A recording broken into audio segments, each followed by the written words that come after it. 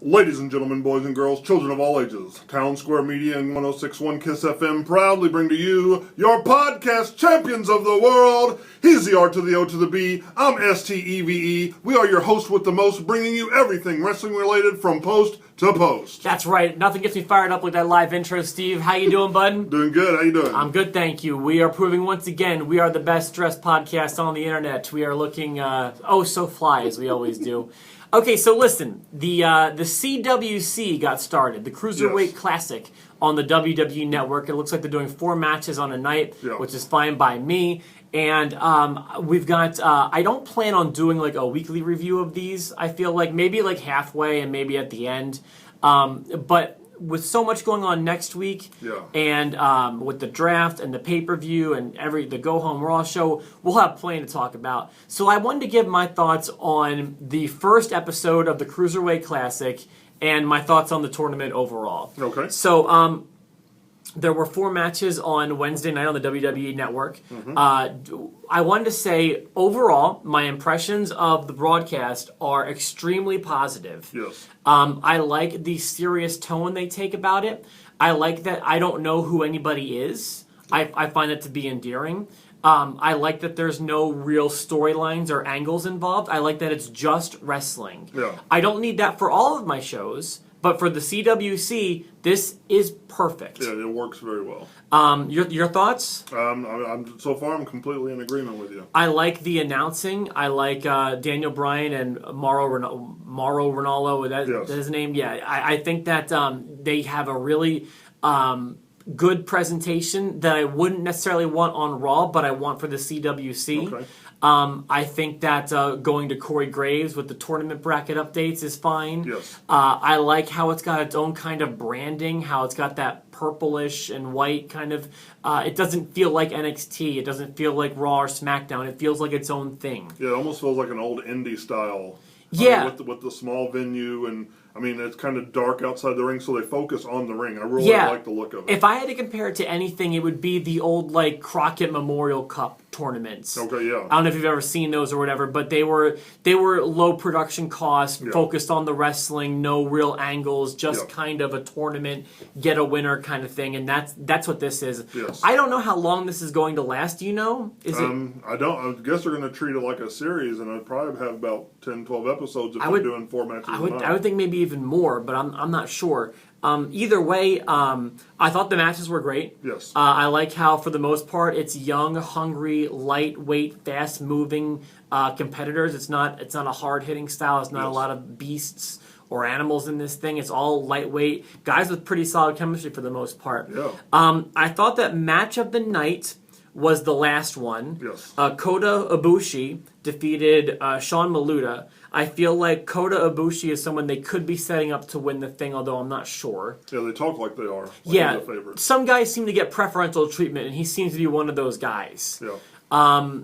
So I've also heard that Tajiri has signed possibly a contract with the WWE, so it wouldn't shock me if he walks away with a victory, or it could be any number of guys. I'm hoping that they're going to have a Cruiserweight division on one of the new brands. That would be awesome. And so I think we'll see a lot of these guys again. I think that'd be really cool. Plus, I believe on NXT this week, a lot of the guys debuted, or at least wrestled matches, I should say. Okay. So I thought that was match of the night. The silver medal going to the opening contest, Grand Metalik, over Alejandro Saez. Yeah, my only note about the first match is the Alejandro Saez seemed to be a bit of an overactor for me. Okay. Was he the guy? Was that the one where they did like the code breaker from the top rope? And no, that wasn't it. Was it? No, I don't believe so. Okay, yeah, I'm thinking of a different. This is the one where he did the over the Grand Metalik did the over the rope thing, but he springboarded off the second rope first. Oh, okay, yeah. Which I don't know how he pulled that off without tripping, but that was cool. Yeah. I thought that was interesting, and lots of good stuff there. I thought the worst match, and not even as an indictment, like it wasn't a bad match, but the man who has my favorite name of any wrestler ever, Ho Ho Lu, defeated Arya Daivari, brother of Khosrow Daivari from Raw Past. Yeah. And Also, I noticed that Sean Maludo, I thought, looked very much like his cousins, the Usos, or whatever the relation I was is. wondering how you would feel about the Samoan. I thought he was part of the match of the night. Yeah. I thought that putting him against someone who was part of a recognizable family made it more difficult to predict a winner in that match, so that was cool. I do find myself trying to pick a winner before the match starts. I feel like you can tell from their video packages beforehand who's going to win and who's going to lose. I was able to predict 3 of the 4. The one I got wrong was Ho-Ho. I thought Ho-Ho might have put up a loss, but he wound up winning the thing, so good for Ho-Ho. Yeah. I also wanted to mention... is everybody from Samoa part of the same family?